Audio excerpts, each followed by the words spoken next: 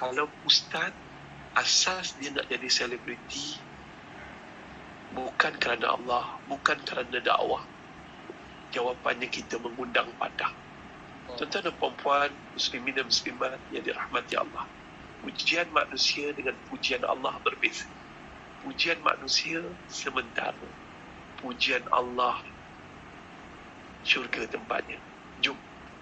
Saya diserahkan kanser 31 Januari, 1 Februari 2017, 1 Februari lakukan operation, koma selama 4 hari, hari ke-5, hari ke-6, ke-7.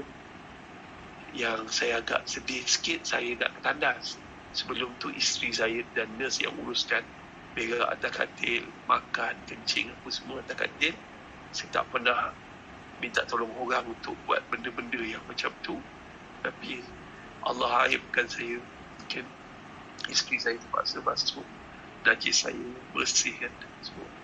Jadi apa berlaku tuan-tuan dan puan-puan, hari ke-8 saya agak sedih sebab saya nak berjalan ke tandas, saya tak boleh berjalan sebab saya tengok kaki saya mengecut dan rupanya saya kena belajar berjalan balik bertaktik. Kita bikers kesana ke sini sekejap, anda dah ride daripada KL sampai kepala batas Pulau Pinang 1 jam 45 minit. Kelajuan maksimum anda selalu bawa, selalulah anda bawa kelajuan maksimum 300 km sejam. Tiba-tiba nak ke tandas yang paling dekat tu, Allah tarik nikmat. Anda tak boleh berjalan. Tak boleh berjalan. Nak berjalan tu tak boleh. So, akhirnya anda terpaksa lalui fisioterapi untuk berjalan balik. Jalan. Allah boleh tarik nikmat di bila-bila masa je tuan.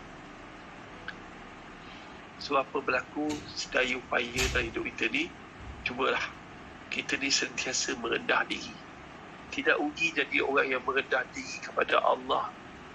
Tak akan rugi. Allah beritahu siapa yang merendah diri di sisi makhluk dia, Allah akan angkat darjat dia di sisi Allah. Itulah wujud nanti kita rendah diri. Rendah diri. Di atas gunung yang tinggi ada rumput yang rendah berdiri. So rendah diri, insyaAllah. Semuanya milik Allah. Sampai nak berjalan pun kena fisio. Allah Akbar. Tapi Masya Allah, anda ni jadi orang insyaAllah lah cuba menepati sedaya upaya dia janji.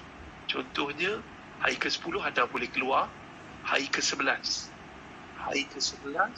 anda ada rancangan bersamamu TV3.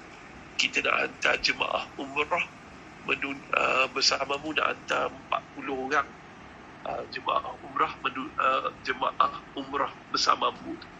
So saya dah janji pimpin grup motor pergi ke sana.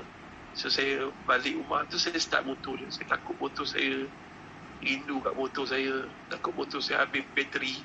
So start lah semua motor. So besok pagi senyap-senyap lepas subuh, saya naik atas motor, saya bawa motor boleh, laju pula tu, Alhamdulillah. Tapi berjalan masih perlahan. Sebab saya bukan masalah motor tu, masalah janji. Bila kita janji, cubalah tepati. Para asatizah dah janji pergi kuliah, ada orang datang macam mana pun, siapa pun, tolonglah, jangan cari pengganti. Selagi kita boleh tunaikan janji setakat demam sikit-sikit tu, pergilah.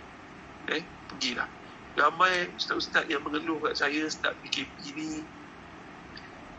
ni tak ada sumber pendapatan.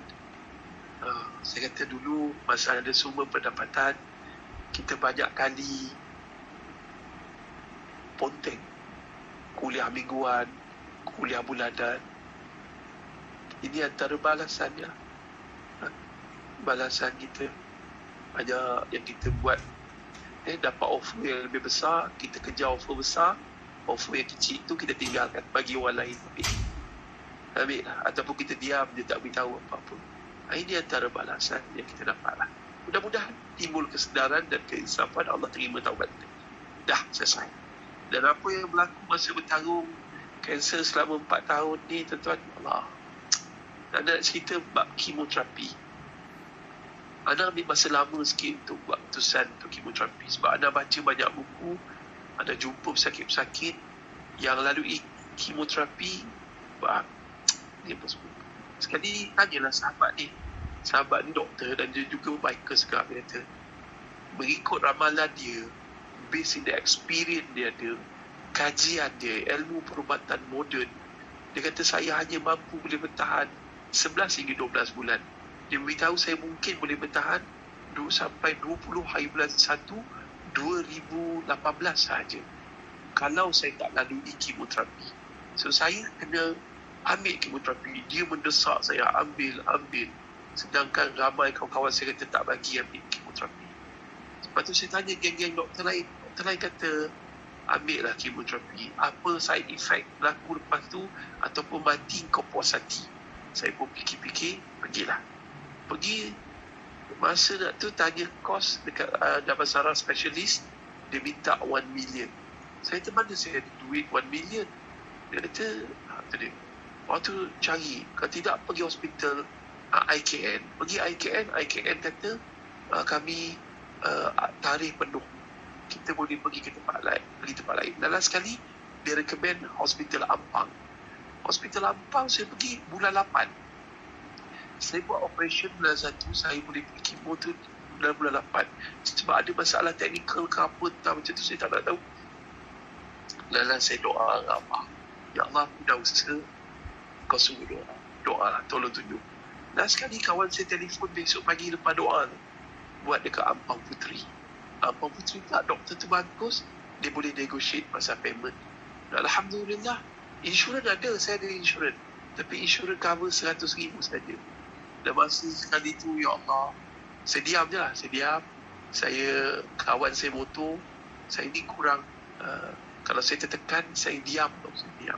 Saya kawan saya motor, saya naik motor ke sana sini, jalan seorang-seorang.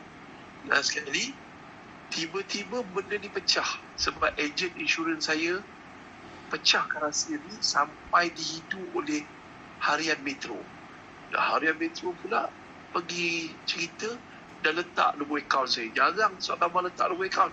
Alhamdulillah, terkumpul derma orang ramai lebih kurang 37,000. Alhamdulillah, terima kasih pada mereka yang senyap sumbang-sumbang tu dapat 37,000. Dan kos rawatan gerbak-gerbuk semua lebih kurang semua kos 800,000. So tak nak saya jual motor saya. Jual motor saya kurangkan komitmen bayaran bulan-bulan. Ada 2-3 aset saya jual, saya lalui kemoterapi. Alhamdulillah.